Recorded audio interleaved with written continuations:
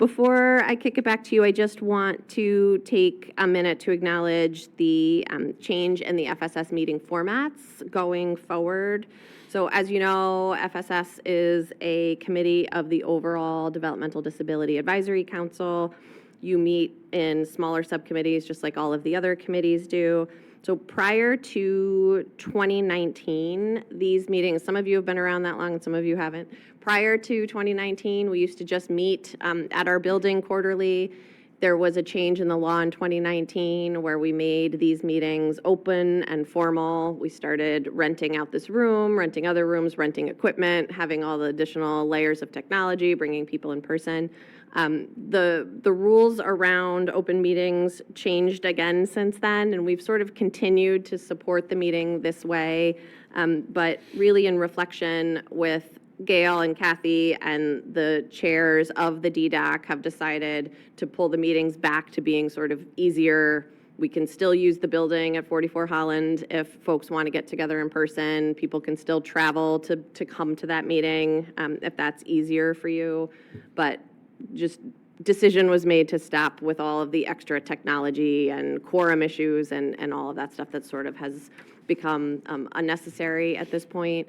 Just acknowledging that there are people that enjoy joining remotely and listening into the work of the agency. This commissioner update is given at every DDAC meeting. I repeat the same things. You guys report out at the larger DDAC meetings just like all the other committees. So maybe Gail, Kathy, we just make a point of more robustly giving that update if there are things that we think people would not have known had they not joined, right? But all of the work continues to happen. The report outs will continue to happen. The transparency is all there, right? Nothing is changing other than where we're going to sit. So wanted to make sure I talked about that. Those of you on the committee, you should have received or you will receive updated information just about how to travel, how to get reimbursed for that.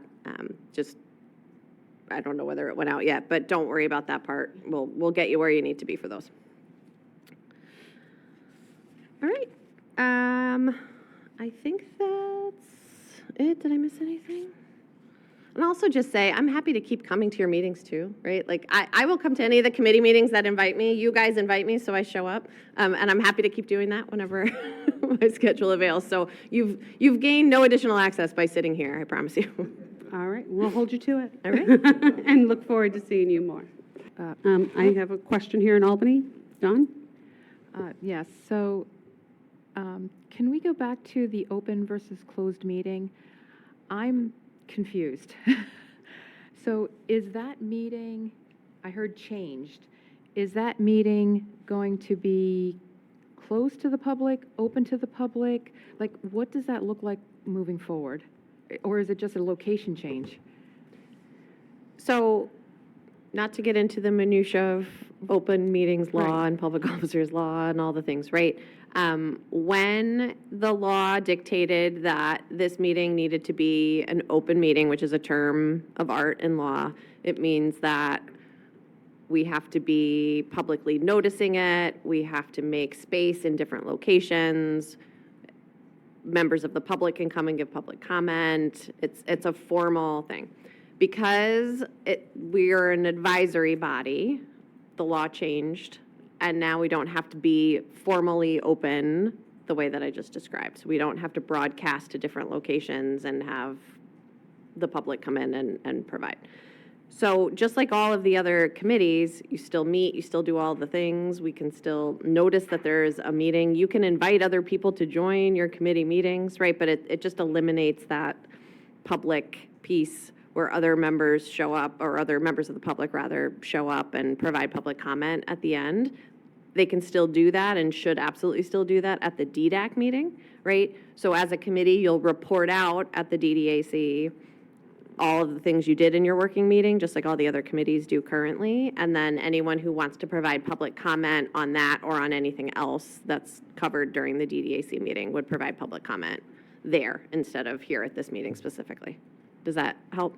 It kind of does. So are we meeting still separately, or are we now merged into the DDAC meeting and we'll be meeting separately? You'll still have this meeting of your members. It'll just Okay. not happen publicly. It'll happen wherever we schedule it to happen. And then so will it be recorded? Is there any way the public is going to get it beyond the DDAC meeting, or that's where that information comes through? Like how does the public? That's where that'll get shared, just like all the other committees do currently. So Health and Wellness is an example, right? They have their meetings just like you guys do. They have their committee. They have subcommittees on different topics.